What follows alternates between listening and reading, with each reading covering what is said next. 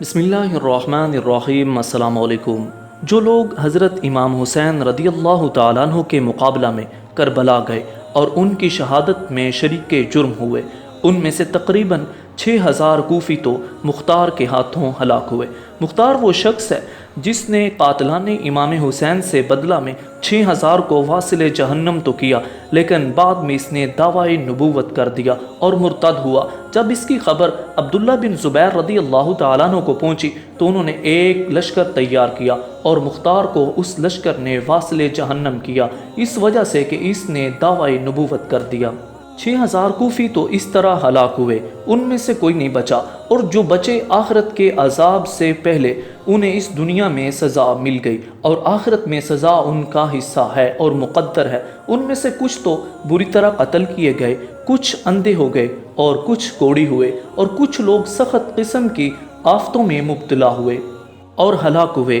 ایک مجلس میں کچھ لوگ بیٹھے ہوئے تھے، آپس میں یہ باتیں کر رہے تھے کہ حضرت امام حسین رضی اللہ تعالیٰ عنہ کے قتل میں جس نے بھی کسی طرح کی کوئی مدد کی، وہ مرنے سے پہلے کسی نہ کسی عذاب میں ضرور مبتلا ہوا۔ تو ایک بوڑھا شخص اسی مجلس میں تھا، اس نے کہا، میں نے بھی تو مدد کی تھی مگر مجھ پر کسی طرح کا بھی عذاب نہیں آیا۔ اتنا کہنے کے بعد وہ چراغ درست کرنے کے لیے کھڑا ہوا تو اس کی چراغ کی آگ نے بوڑھے شخص کو پکڑ لیا اور اس کا پورا بدن جلنے لگا۔ وہ آگ چلاتا رہا یہاں تک کہ دریائے فرات میں کود پڑا، مگر آگ بجھی نہیں، وہ اسی آگ میں جل کر ہلاک ہو گیا۔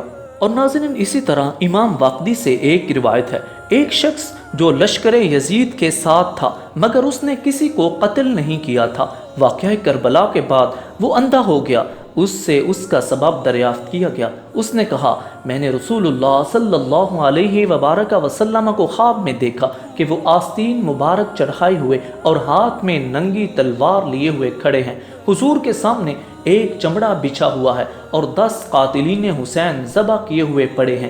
جب آپ کی نگاہ مجھ پر پڑی تو بہت لعنت ملامت کی اور خون میں ڈبا کر ایک سلائی میری آنکھوں میں پھیر دی، اسی وقت میں اندھا ہو گیا تھا۔ ناظرین، حضرت علامہ ابن حجر مکی رحمہ اللہ تعالیٰ فرماتے ہیں کہ یزید کے لشکر کا وہ سپاہی کہ جس نے حضرت امام حسین رضی اللہ تعالیٰ عنہ کے سر مبارک کو اپنے گھوڑے کی گردن میں لٹکایا تھا، کچھ دنوں کے بعد لوگوں نے دیکھا اس کا چہرہ بہت زیادہ کالا ہو گیا۔ اس سے پوچھا، تیرا چہرہ تو بہت زیادہ خوبصورت تھا، پھر اتنا زیادہ کالا کیسے ہو گیا؟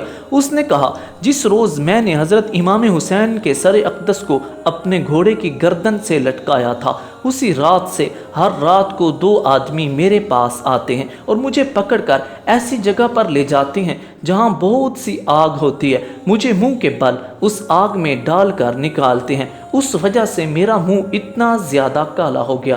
راوی بیان کرتے ہیں کہ وہ شخص بھی بہت بری موت مرا تھا۔ ناظرین، حضرت علامہ جلال الدین سیوطی رحمہ اللہ تعالی محاضرات و محاورات میں تحریر فرماتے ہیں کہ کوفہ میں چیچک کی بیماری 1 سال ایسی ہوئی کہ جو لوگ حضرت امام حسین رضی اللہ تعالیٰ عنہ کو قتل کرنے کے لیے گئے تھے، 1500 اولاد ان کی چیچک سے اندھی ہو گئی تھی۔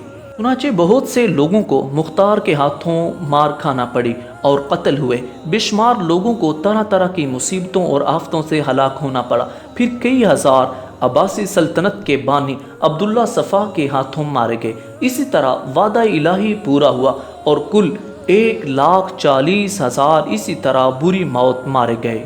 ناظرین، یہاں پر ایک اعتراض کیا جاتا ہے کہ میدان کربلا میں امام حسین کے مقابل تو صرف 22,000 کا لشکر تھا، تو 1,40,000 کیوں مارے گئے تھے؟ اتنے لوگوں نے آخر کیا گناہ کیا تھا؟ اس اعتراض کا جواب یہ ہے، جو لوگ حضرت امام حسین رضی اللہ تعالیٰ عنہ کے قتل میں شریک ہوئے، ان کے مجرم ہونے کے ساتھ وہ لوگ بھی مجرم ہیں جو قتل حسین پر راضی تھے، لہٰذا قاتلین حسین کے ساتھ وہ بھی مارے گئے، اگرچہ ان کے ہمراہ کربلا تو نہیں گئے، لیکن انہوں نے ان لوگوں کی، ظالموں اور قاتلوں کی حمایت کی۔